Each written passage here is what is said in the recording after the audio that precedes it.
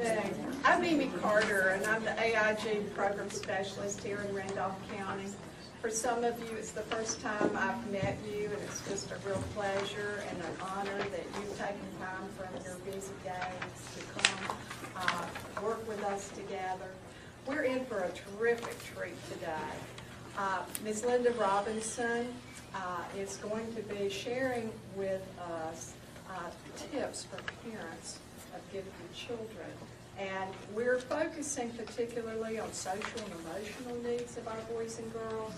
And I'm going to enlist all of you to help us spread the word about the resources that we have here in Randolph County and to work with our schools to make our boys and girls experience here much more beneficial. Okay, so I want to introduce Linda to you. She's the Executive Director of NC Connections. Linda's been an advocate for gifted ed for quite a few years. She's been a gifted ed instructor. She has worked as an adjunct professor with Barton College and is currently teaching at NC State and working on her PhD. I don't know how Linda does it all, but she's even taken time to share with us today her vast realm of knowledge about social and emotional needs for gifted boys and girls. So please join me in welcoming Linda Robinson. That is so kind. Mimi and I go way back, and I'll tell you this, your gifted kids are in good hands. That I can vouch for. You just are incredibly, incredibly blessed to have somebody in charge with her depth of knowledge and wisdom. I've got to tell you, I can get really excited about talking with parents because one, I are one, right? I am a parent, and I can tell you all the things I did wrong, and you can do a better job. So that's my main purpose. I can also tell you what the research says. I didn't always practice, but I always knew what we really have the power to be able to do as parents. And it's almost frightening, isn't it? It's almost frightening to think that you can make as much of a difference in another human life as you're capable of doing. And so what we're going to be doing today is thinking about not just the social emotional needs, but what you'll realize is the relationship between the social emotional needs and their academic performance. Because they're so interlocked that you can't separate them. So we'll be looking at how do you come through understanding their social emotional needs in order to make them more likely to be productive, gifted adults. And that's ultimately our goal. Contented, productive, gifted adults, right? I love this little cartoon. You can see, Miss Columbus, your son's distracted to others and, quite frankly, a little dim. You know, the others had made Earth as a flat object, right? So sometimes you experience that. Your child might not be understood by anybody, possibly even us sometimes. Your child is doing things that are different from other children in the classroom. So I'm particularly excited that so many of you are willing to come out as parents and talk about what's it like seeing them on the other side of the desk. Because you've got your laboratory. You know, I taught for years before I finally had my own. And I actually was doing, parenting seminars across 3 states until I reproduced. And then I kind of backed off. I'm like, you know, I'm not so sure I got it right, nor am I sure I've got the answers. So you can learn from my mistakes now that I've gotten my 2 out the door. First thing we're going to look at, and it seems like an odd one for me, spent all of my life and career in gifted education to know when to say gifted. But it's one of the most delicate issues with which you deal. How do you explain to your child their ability, and how do you explain to others, and when do you explain to others what their needs are? I, again, can tell you from my mistakes. When the oldest came home, at that time we were still doing formal identification in Wake County at the end of 2nd grade instead of 3rd, and he had the brown envelope. He got off the bus with the brown envelope. Now I had been teaching in the gifted program. I'd been coordinator of gifted programs for 2 different school systems in Virginia. This is all I know. I don't know much at all. I can throw a pot and I teach gifted education. That's about the extent of what I'm able to do with my life. He got off the bus waving the brown envelope and screamed from the end of the sidewalk, "Hey, Mom, I did great on those tests." Oh, my blood started to surge. The bus had not left the corner. Other children could hear him because the windows were down. The neighbors could hear him like it's any business of theirs. I was livid. I'd not thought about how to process this, but I knew what I didn't like about the way people processed it, right? And this flaunting the brown envelope was not one of the things I liked most.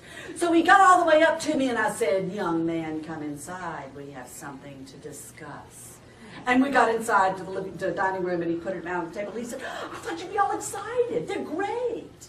I said, "First of all, you had no business opening the brown envelope." He said, "It had my name on it." I'm like, "Yeah, well, besides that." I said, "Well, you know, the thing is, Christopher, this is not about how well you've done. It's not."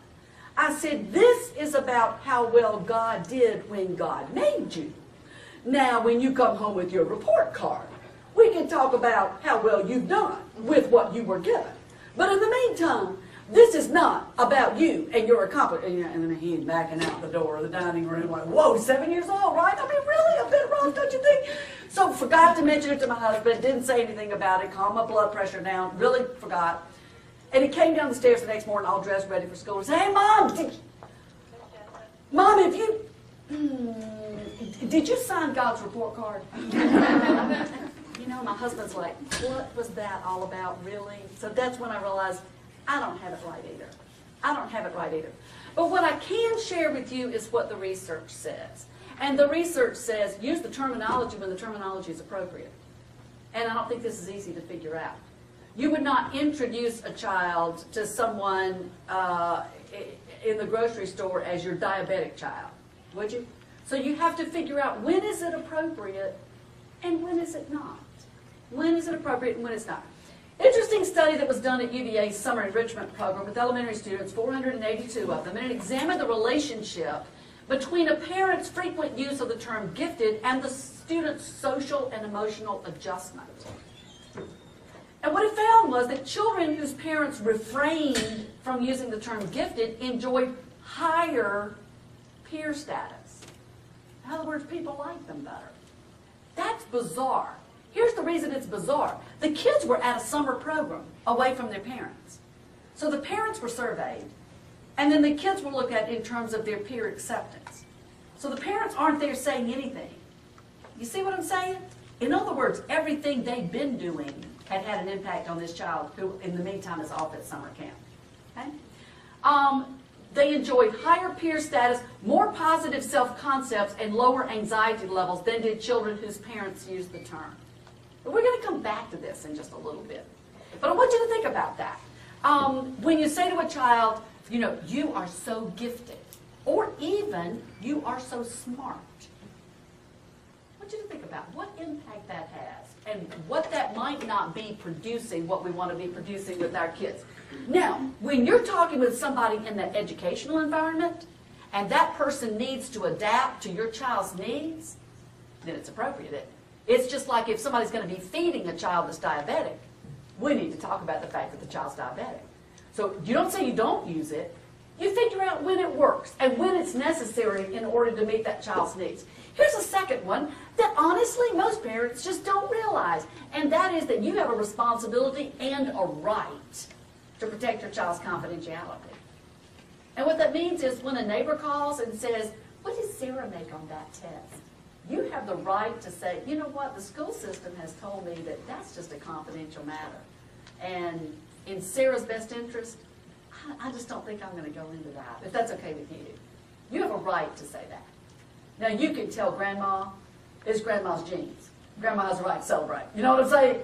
That might be Grandma's very reason that child is. But really, when it comes to other people, you have a right, just as we protect your child's confidentiality in the schools, we're very guarded about when and where we discuss a child's performance or scores or needs. Very guarded about that as educators. We're held to very high standards. So should you be. It's intended in the best interest of the child. So when somebody is pushing you for, did this child get this, did this child, you have a right to say, "You know what, I just don't think I would feel comfortable on Sarah's behalf discussing that with somebody else." And it might really help protect your child's confidentiality when they do well and when they don't. So you have a right to that. Model contentment and choice. most of us kind of go, well, yeah,